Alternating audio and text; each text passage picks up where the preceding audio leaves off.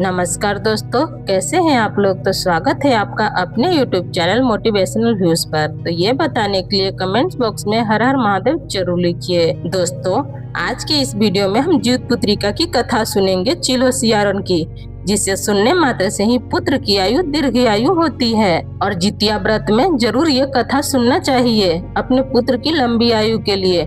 तो चलिए कथा को शुरू करते हैं। और हाँ दोस्तों, एक छोटी सी रिक्वेस्ट है, अगर आपको वीडियो पसंद आती है तो प्लीज आप मेरे वीडियो को लाइक कर दीजिएगा, चैनल को सब्सक्राइब कर दीजिएगा। चलिए कथा शुरू करते हैं।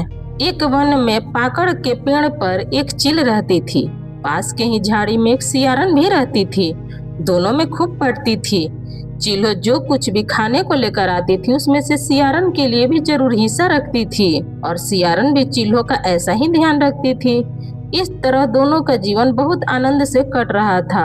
एक बार वन के पास गांव की कुछ औरतें आकर ज्यूतिया की पूजा की तैयारी कर रही थीं। चिल्हो ने उसे बड़े ध्यान से देखा और अपनी सखी सियारन को बताया। फिर दोनों ने बहुत बातें की और सोच विचार कर चिल्हो और सियारन ने ज्यूतिया का व्रत करने का ठाना।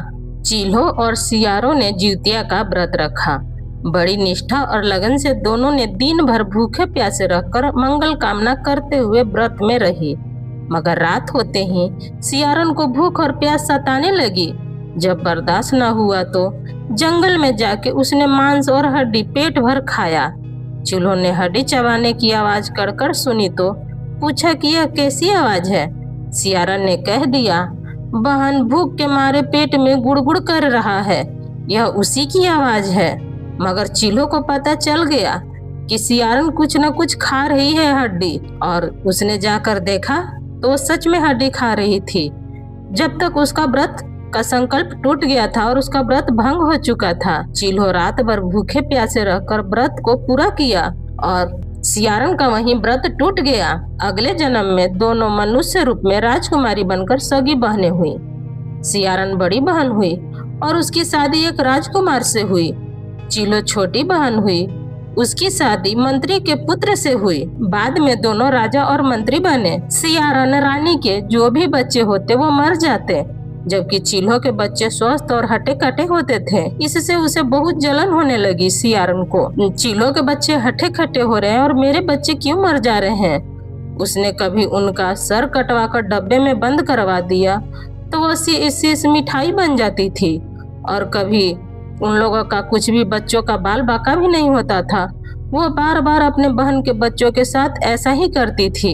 एक बार उसने एक थाली में अपने बहन के बेटे को सर कटवाकर और लाल कपड़े से ढककर अपनी बहन को भिजवाया, और वो घर में बैठी रही इंतजार में कि मेरी बहन का कब रोने का आवाज आएगा और मैं कब ये समाचार सुनूंगी कि उसके बेटे नहीं रहे।